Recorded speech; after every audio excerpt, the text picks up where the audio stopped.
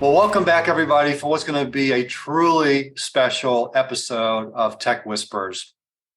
Before I get there, according to Statista research organization, there was $1.3 trillion spent on digital transformation initiatives globally in 2021, and a trend that only continues to be higher, probably closer to $6 trillion in 2023.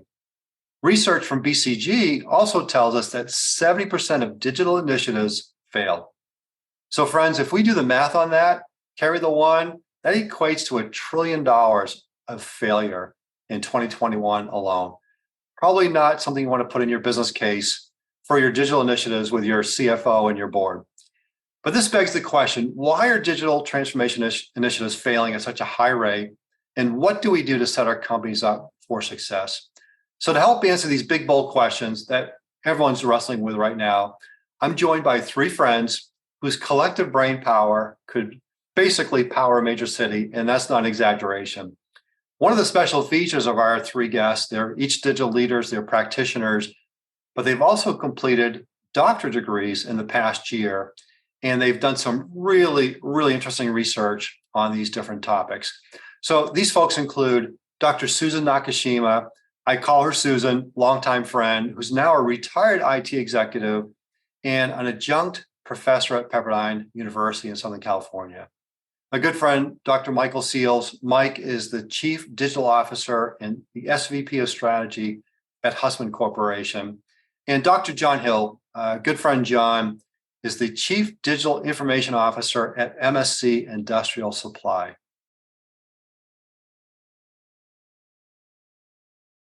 We've had some fun conversations, John, recently about you and what are you now? I mean, they created a special role for you. What are the different aspects, the different hats that you're wearing now?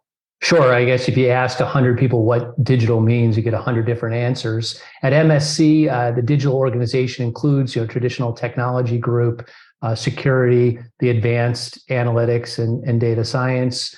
But it also includes e-commerce business unit, marketing, all of our metalworking innovation, our customer-facing solutions like vending and vendor-managed inventory. So it's quite a broad portfolio, but really meant to be all those things with a very intense digital orientation. Really interesting, and I think we're going to start to see more of this. These roles that are CIO plus, as we say it. John, let's unpack your doctoral research because you had a survey, 132 CIOs, I believe. So looking back at the research, maybe shed some light on maybe why the high failure rate with digital initiatives.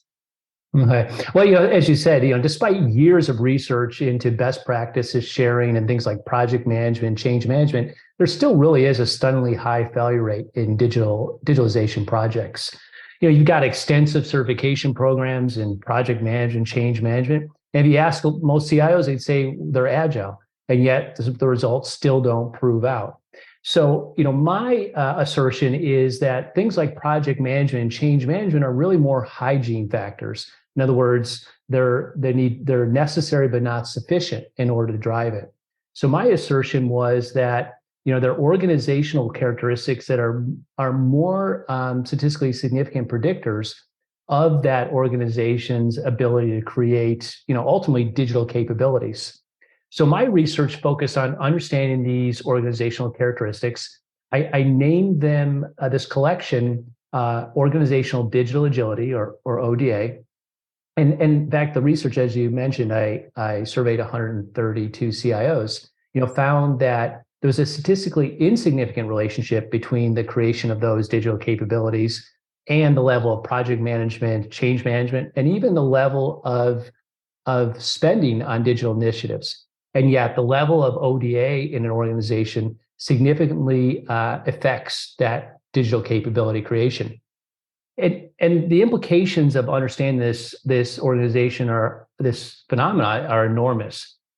By some accounts, the total market for digital transformation is somewhere around $6 trillion in 2023. So just a 20% improvement in those digitalization outcomes represents over $1 trillion in value to the market. And then even beyond that, there's opportunities for the organizations in terms of time to market, and then ultimately what it does to drive the revenue enhancements and profit margins that were behind their digital initiatives. Really interesting. And this whole concept, organizational digital agility, I've never heard that before until I actually read your article with Martha Heller, which was really outstanding, unpacking the dimensions. So we'll talk more about that here shortly. So yeah, thanks for being here, John. And Mike, I want to turn to you. Welcome. Good to see you again. Thanks, Dan. Excited to be here. Yeah, so you had some exciting news in hiring a great CIO to kick you out. Aaron Williams joined the team, and what does that give you time to do now, Mike? Yeah, so my role evolved recently, and it really brought together business strategy and technology, which is really my passion. It also reflects kind of my two parallel paths in my career. But what I like to say is that you can't separate technology and strategy anymore. So it really gives me a nice position in the company to try and drive both in parallel. Yeah, so let's dig into your research, because you got into the leadership practices, looking at successful digital transformation efforts. You really dug in on incumbent companies, which I really appreciate. I find most interesting. So unpack some of that for us, Mike. Yeah, so focusing on incumbents, I mean, I think my research interests are really around companies that make and sell physical things, and not just any company, but companies that have been around for a long time and have succeeded over time. From a Darwin perspective, these are the survivors. And the question really is, are they prepared to survive in the digital age? And I think these companies have two unique characteristics. One is that technology can't displace the product itself. I mean, not least in our lifetime, right? So the product is going to be there, but the product's value proposition can certainly be disintermediated and disrupted by tech startups and technology. The other big challenge for these organizations is that the leaders of these organizations rightfully have great in-depth knowledge of their industry and another company, but research has shown they lack digital acuity or digital intelligence, right? So, and you can't replace these leaders with a bunch of tech leaders, because then they wouldn't understand the core business. So the real opportunity here is can you supplement these smart leaders that lack digital acuity with business practices that allow them to succeed? So, Mike, I want to do something very unfair to you. We're going to put the framework that you built up on screen. So for those who are on YouTube watching us, they can see it. We could do an entire podcast on this, but can you give us the highlights of this? I mean, it's a pretty interesting kind of map that you built out here based on the research.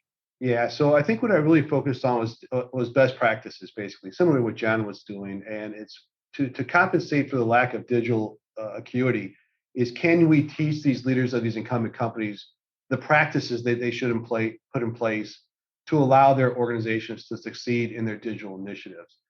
So through my research, I was able to identify 14 leadership practices that were all positively correlated to high levels of success in a digital transformation journey. Practically speaking, you can look at these things as best practices for leaderships. They all were positively correlated, but one really stood out as being a key driver of success, and that is the ability to quantify and measure digital transformation, the journey, right? And it sounds intuitive, but it really gets back to this whole thing: you get what you measure. Surprisingly, in talking to these companies, a lot of organizations couldn't articulate what success looked like in their digital journey. So my research didn't specifically identify what that measurement was, but it did say that organizations that can articulate success and measure success have a 9 times greater odds of being successful in their digital transformation journey. That's pretty powerful. Sure is. Yeah, thanks for that. And again, just love this research, love the learnings coming out of this. That's going to really feed into our. I think we're going to turn the tide here on this abysmal failure rate. So Dr. Susan Nakashima, my dear friend Susan, known each other for a long time, probably more than we'll admit to right now. Happy that we have this partnership. Absolutely. For sure. Just became first time grandma. So you'll soon come to learn that if I knew it was this good, I would have done it first. That's what we say as grandparents. Okay. I love it. Mm-hmm. Yeah. So you're now at Pepperdine. You've done one of the great transitions into the next chapter, which people, and as we get to that season, we all struggle with that. Like, what's next? And you're thriving at that. But I want to talk about your research, and you got into the leadership side of the equation, which is something you and I have talked about for decades. But based on the research, how are we doing in setting our IT and digital leaders up today? Right. Well, the reality is that we know that very few things have changed more dramatically over the last decade than technology. And there's an urgent need for leadership within IT positions. There was a recent global trends report that said 80% of respondents rated leadership as a top priority, yet most executives feel their organizations don't have the leadership that they need. So research tells us that the average age of an individual promoted to supervisor is 27 years old, and the average age of an individual in a company leadership development program is 46 years old. So that's an average of 19 years that a supervisor is leading without leadership training. Additionally, 60% of first level leaders shared that they'd never received any training for their new role. So that really piqued my interest. So I focused my research on first level supervisors leading technical teams, which included 92 teams across the US in the entertainment, the government, and utilities industries. And I focused on transformational leadership training that they'd received, if any, the impacts on their team's psychological safety, meaning if their teams feel comfortable to candidly speak up and take risks, and then subsequently the outcome behaviors of the teams. So specifically their learning behaviors and their knowledge hiding behaviors. And I was able to support my hypotheses that first level technical leaders who create a psychologically safe environment for their employees promote learning behaviors and prevent knowledge hiding behaviors. So bottom line, there's an urgent need for IT leaders who have been trained to create a safe environment for their staff members. Yeah, I'm really concerned about our up and coming leaders and how we prepare them or not, and I don't think they're today ready, never mind future ready. So this research is really important. And do you have a crisp definition when you say transformational leadership? Do you have a definition of what that means? Yeah, so transformational leadership training is really focused on embracing creativity, innovation, trying new things for long-term strategic goals in comparison to a transactional leadership style or training, which is more focused on day-to-day and shorter-term goals. So actually, transformational leadership has 4 subcategories that are important to really understand. There's individualized consideration, which means listening, coaching, and communicating. There's a lot of vowels. There's idealized influence, being a role model and instilling pride. There's inspirational motivation, which is providing a clear vision and sense of purpose. And then there's intellectual stimulation, which is challenging assumptions and taking risks and viewing mistakes as learning opportunities. And interestingly enough, in my study sample, leaders shared that they received the most training in individualized influence, which is being a role model.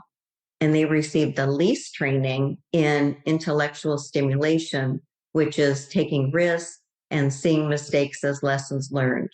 And that was so unfortunate because, as we know, psychological safety centers on feeling comfortable to take risks.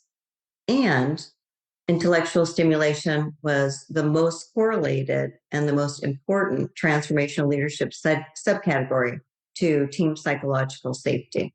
Interesting. And gosh, that 19-year gap is mind-boggling, right? 19 years Absolutely. before people get their first formal leadership development. And fortunately, our military doesn't operate like that. They get leadership development all the time. We have a lot to learn there. But, John, organizational digital agility, a term you came up with, there's 3 components to it that you talk about: slack, alignment, and speed.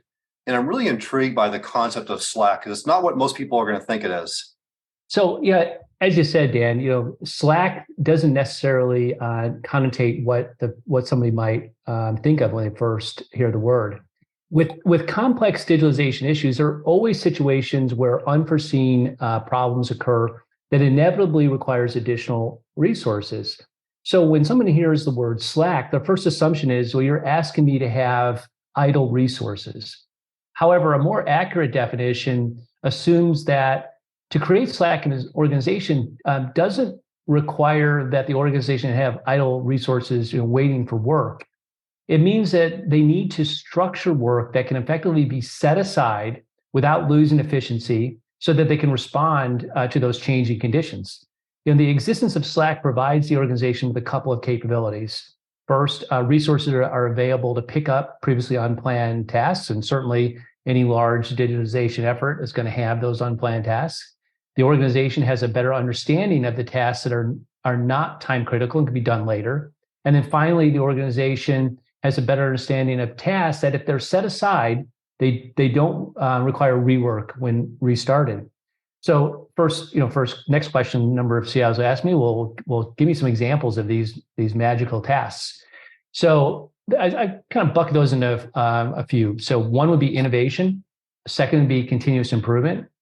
Third would be education. And the fourth would be reducing technical debt. So if CIOs set aside sprints or part of sprints for these types of activities, then by definition, they have the resources to jump in when that proverbial fire starts. So that the key to Slack is that moving the resources off of something like a technical debt reduction exercise to a high priority digitalization project poses little operational risk for them. They can return to that activity later without losing productivity.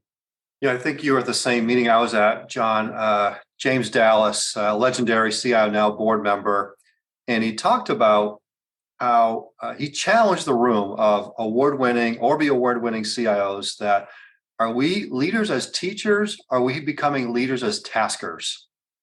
He just talked about the busyness, right? And is that kind of what Slack helps with, so we don't get sucked into that tasker mode? Well, I mean, if I could put it this way, anytime there's going to be tons of tasks in here, the objective, though, as a CIO or any leader is how do I orchestrate that level of activity so that I've created some flexibility in there. There's a tendency to fill the pipeline completely up, 100%. I've got everybody, from 100% efficiency. I'm the most efficient, CIO there ever was. The problem is that there's no real flexibility that if a more important project gets behind, that I can redeploy resources without significantly impacting something else. So I think that's really the nature of organizational Slack. Very interesting. Mike, I'd love to have you just jump into some of your research. Feel free to comment on John's work too. So I know intellectually it's really, you guys love this stuff. So feel free to jump in. But you talked about digital acuity earlier. I know you went to great pains to kind of define what that means, the different dimensions. Can you unpack that for us? Sure. And actually piggybacks a lot on what Susan and John are talking about from a leadership perspective. And I think we're all accept the fact that leaders need to have intelligence, intellectual intelligence and also emotional intelligence. But there's this growing theme that leaders also need digital intelligence. And there's evidence to suggest that organizations that have leaders that have digital intelligence are outperforming those that don't. So this was interesting. And I think the challenge is defining digital intelligence, or digital acuity is the term I use. And so I think my research was a bit more novel on this aspect of it. And so really trying to understand what is the impact and contribution of digitally savvy leaders to digital transformation success. So it was hard to define what digital intelligence or digital acuity is. So I had to dig deep into leadership theory, and I came up with three variables that measure overall digital intelligence. One is digital literacy, and that is understanding these new technologies that are impacting businesses. The second is digital vision, knowing how to apply these technologies in my organization to create value. And the last is digital champion, our leaders championing the digital transformation efforts. And this gets back to the fact that innovation champions are necessary for innovation to work. So getting to these three measures was difficult, but what was really interesting is that all three measures were positively correlated to digital transformation success directly and indirectly through those 14 processes and best practices I mentioned. One that stood out, I think, was really interesting to me was the need for business leaders to have a very clear and strong digital vision. And when those business leaders can articulate how to apply new technology to enhance their business, there was a much higher degree of success on their digital journeys than those that weren't able to. I love that. It's really fascinating. And Susan, I think it's a great way to segue into, just your career, the way you show up, the notion of there was that book, What Got Me Here Won't Get Me There. And you've always lived that. You've always helped your people with that. You've been intentional about building the muscle, the mindset needed in folks today. But what's at risk? If leaders aren't intentional about this, if they don't have the intestinal fortitude, the courage to invest, what's at risk here? Yeah, I think thank you for that, Dan. I think it's significant. Absolutely. I think from a business practice lens, technical teams continue, right, to receive increased responsibilities for developing innovative products and cost-effective services. So creating and nurturing a curious and safe environment is really critical. When we establish working environments where employees are not comfortable to share their ideas and concerns, and if they don't, we're really missing out on learning and growth opportunities, not only as individuals, but as teams and organizations to truly remain relevant.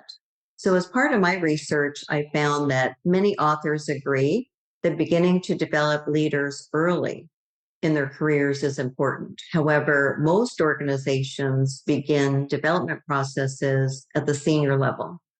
So again, to be truly effective, leadership development should begin much earlier than, as we talked about, that average of 19 years that a new supervisor is in role.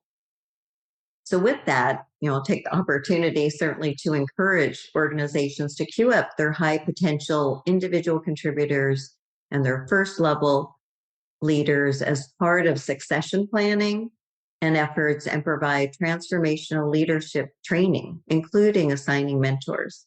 So, you think about what could be achieved by leveraging the diverse skill sets and experience of our staff members in an environment where they're comfortable to think progressively and to push boundaries. Yeah, and you've all done that extremely well as leaders. I think that's one of the secrets to your shared successes and individual successes. And I want to kind of weave in something fun here. I call it the lightning round. So, think a sentence or two response to the question. And, I see a lot of people making Einstein look really smart. Not that that's hard to do, but, his definition of insanity, right?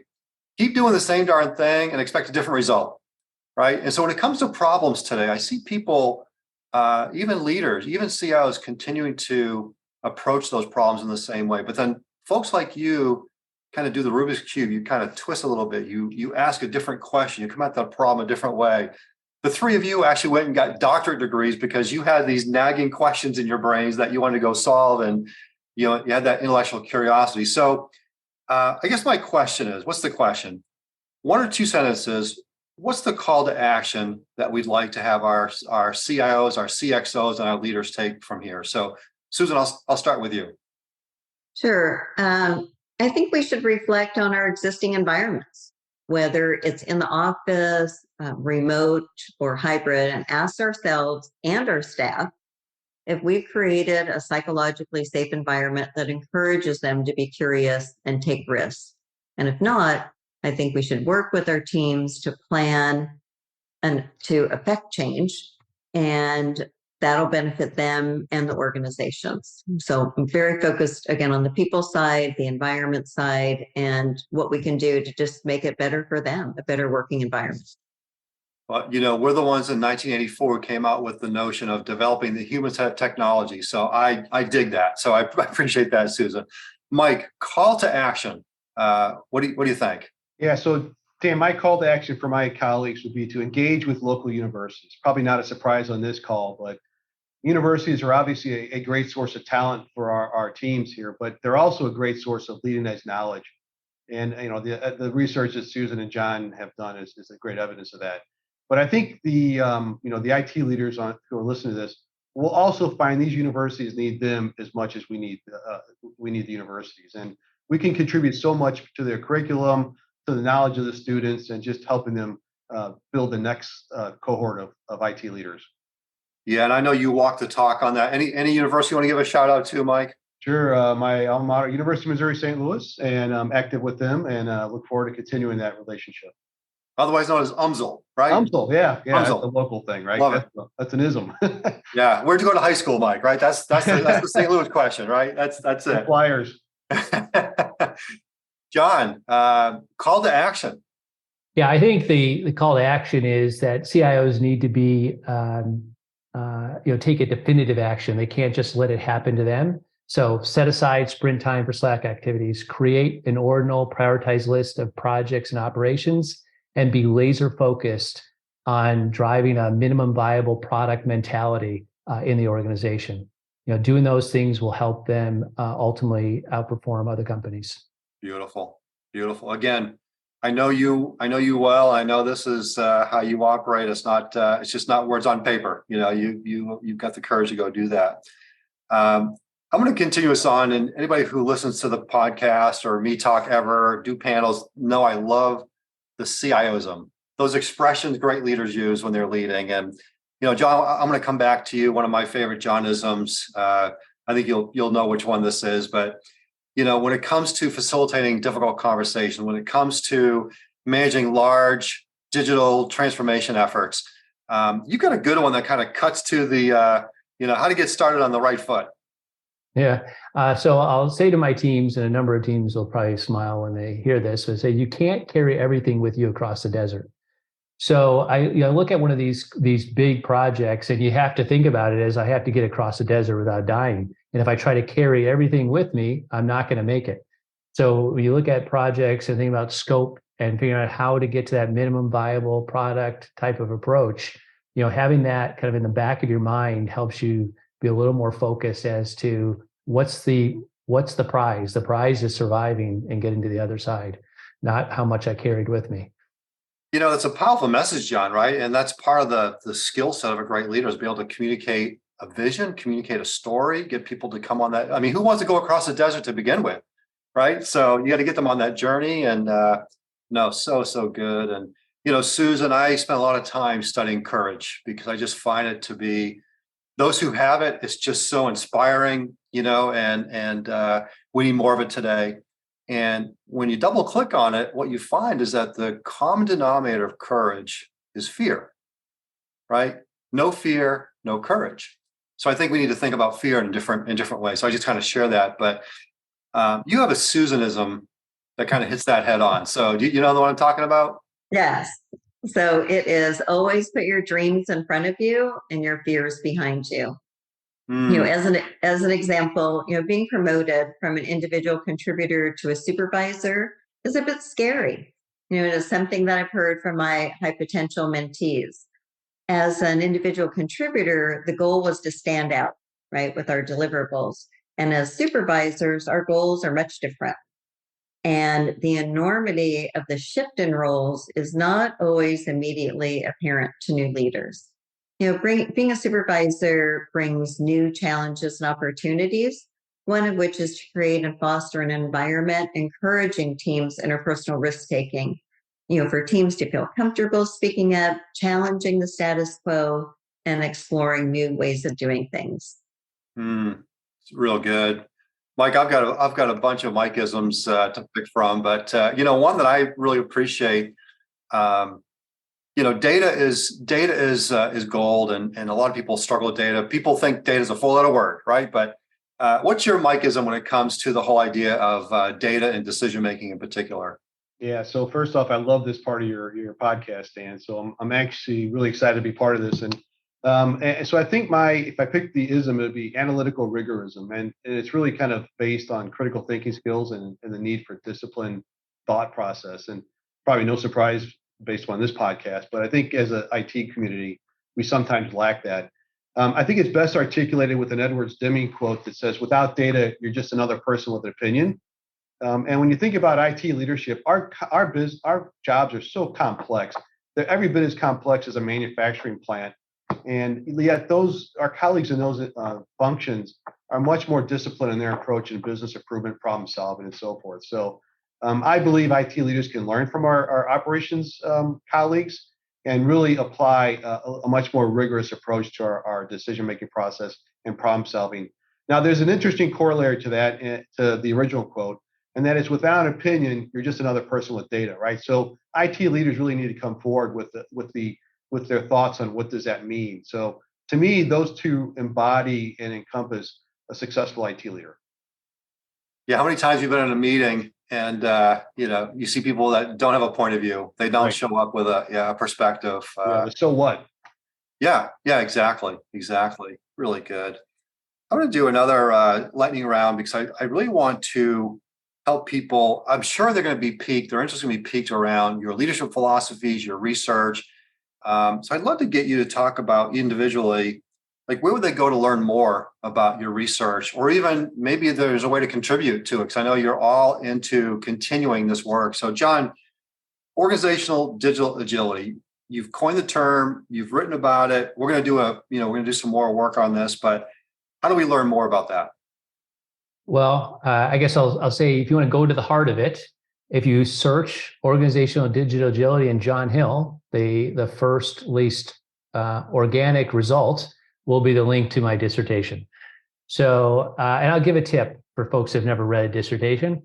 Maybe skip the first 109 pages or so and get to chapter 5, where it'll kind of go through all the implications and recommendations and everything else. If you're really up for it, this is a quantitative study, so there you can read the whole thing. But certainly, that would be my recommendation: is to really understand it, take some time and read at the heart of where the research is at. And folks, I'm always willing to connect with people if they want. They're happy to ping me on LinkedIn and set up some time to discuss. Fantastic. No, I think that's really helpful, John. And I can't imagine writing 109 pages. Never mind. And then the editing process, right? You get the critique, and then you go back and you have to rework it. Oh my goodness, I don't know how you all did it, but God bless you for doing it. And John, before we cut out, I just want to highlight over your left shoulder, for those who are watching, is the Orby Award, the CIO of the Year Orby Award. So pretty prestigious award. Congratulations on that. Thank you. It really is a great honor for the organization I work for when we got it. So. Yeah, impressive. And you were also in the national award program as well, which is just incredible. I was there at Converge last year, so the best is yet to come from our friend John Hill. So keep an eye on him. And so Dr. John, Dr. Susan, where do we go to find more about your work, your research, which is going to continue with your teaching at Pepperdine? Yes, absolutely. So my dissertation is published in ProQuest. Happy to provide the link as well if that's helpful, as well as the link to my published article in HR.com. And that is winning the minds and hearts of employees. And I'm working on my second article at this point. So always happy to have some input and a review as well. Really good. Yeah, that's perfect. And Mike, you talked about your framework, and I think you used the term digital transformation control system, which sounds really big, but it really is. You've got those 14 practices. So where do we go to learn more about that? And I know you want to continue that work as well. Yeah. So as John and Susan said, most dissertations are public. A link to my dissertation is embedded in my LinkedIn profile. And also, as John said, dissertations can also be very long and boring unless you're really, really interested in the topic. So I was actually, I had the opportunity to present a summary of my research at a recent SIM Advanced Practices Council. And I think there was a lot of really great conversation there. And I am looking for other venues to have those kind of conversations, because I think there's, they all kind of really bring to a great dialogue with CIO leaders. And hopefully there's other venues out there for me soon. Yeah, there will be, for sure. And Mike, I just want to point over to your right shoulder is the your plaque for being Mentoring Excellence Award in our TechLX Leadership Program. So thank you for that. And thanks for giving me that opportunity, Dan. I really enjoy those. Our mentees are so fortunate to have people like yourself and John and Susan, you as well. I know you're very active as a mentor. And we appreciate couldn't run that program without our mentors, because and strangely, most people come into this program, and maybe this is the 19-year gap, Susan, but most people come to the program have never had a mentor before. So what does that tell you right there, right? So, well, we're going to put a wrap on this incredible conversation. I just feel the energy, the brain power here, and I wish you all well in your day jobs. I wish you well in your continued studies. And for our audience, they know that it doesn't stop here. We're going to write and publish an article next week on CI.com, where I'm going to unpack more of the brilliance from Dr. Susan Nakashima and Dr. Mike Seals and Dr. John Hill. So thank you each very much, and you all be well.